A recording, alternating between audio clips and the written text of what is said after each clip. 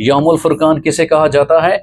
ये जंग बदर जो है उसको यौमुल फुरकान भी कहा जाता है। जंग बदर, जंग बदर जब 313 जो है बगैर किसी बेड़े की आमद का इंतज़ार किए बगैर ईमानी क़ुव्वत के साथ 1000 कुफार के सामने नबर्द आज़मा होते हैं, तो उस वक्त इकबाल साहब भी फरमा रहे होते हैं कि फ़िज़ाए बद्र पैदा कर फरिश्ते तेरी नुसरत को उतर सकते हैं गर्दों से कतार अंदर कतार अब भी। तो काफरों और मुसलमानों के दरमियान जो बाकायदा पहली जंग लड़ी गई थी वो कौन सी थी? वो जंग बदर थी, जिसको यौमुल फुरकान भी कहा गया था।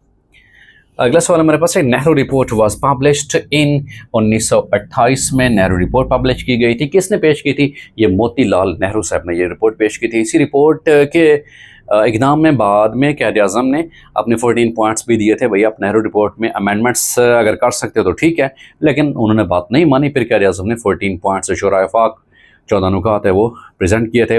नेहरू रिपोर्ट के प्रेजेंटर कौन से हैं? मोतीलाल नेहरू साहब हैं। उसके बाद देखिए, objective resolution was presented by Liaquat Ali Khan Sahab ने ये प्रेजेंट की थी, ऑब्जेक्टिव रेजोल्यूशन। उसके बाद देखिए, which type of dog was used for sniffing security system. So वो जो है जर्मन शेफर्ड होता है, जिसके लिए अमूमन सिक्योरिटी सिस्टम जो है उसमें जो स्निफिंग करते हैं ये डॉग्स जर्मन शेफर्ड, और फिर वो डिटेक्ट करते हैं कि अपनी हिस्से से कि अपनी सेंसेस से कि कोई इस तरह की मशकूक चीज़ या मेटल्स या इस तरह का कोई एक्सप्लोसिव मटेरियल तो नहीं है, तो उसके लिए कौन से डॉग्स इस्तेमाल किए जाते हैं? जर्मन शेफर्ड इस्तेमाल किए जाते हैं।